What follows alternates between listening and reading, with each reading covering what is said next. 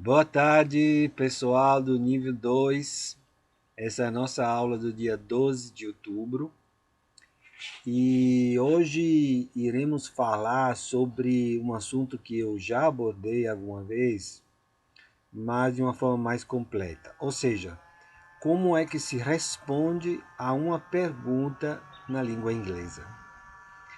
Pode parecer um assunto um pouco assim estranho, né? Porque na verdade nós somos acostumados que na língua portuguesa, se eu faço uma pergunta e eu quero responder de forma afirmativa, eu digo simplesmente sim ou não, na forma negativa. Agora, na língua inglesa, vocês sabem que as perguntas se fazem usando verbos auxiliares. Né? A gente conhece o verbo to do, o verbo também, o verbo to be, que é um verbo auxiliar, que é o verbo ser. Do you speak English? É a pergunta para perguntar se a pessoa fala inglês. Are you Brazilian? Você é brasileiro? Are you Brazilian? É a pergunta com o verbo to be. Are you Brazilian? Certo?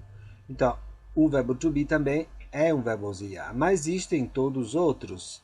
Existe o verbo will para fazer uma pergunta no futuro. Existe o verbo did, que é sempre to do, só que no passado. Existe should, que é você deveria, no sentido do futuro do pretérito. O could, que é poderia, certo? Can, que é posso ou pode. E assim vai. Existem todos os outros verbos auxiliares. Então, quando eles são usados na pergunta, também são usados na resposta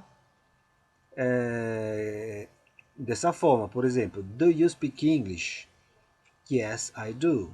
Você fala inglês? Sim.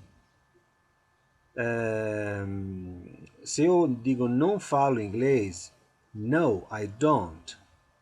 Certo? Eles não repetem o verbo principal, que é speak. Né? Na língua portuguesa seria sim, eu falo. Você fala inglês? Sim, eu falo. Não, eles não usam o verbo falar. Ou não falo. Não, não falo. Eles usam o verbo auxiliar. Né? Yes, I do. No, I don't. E essa aula que eu vou propor é uma aula do professor Kenny, uma videoaula, que é bastante exaustiva sobre o tipo de resposta. E quero que vocês assistam e depois vamos fazer alguns comentários. Boa visão!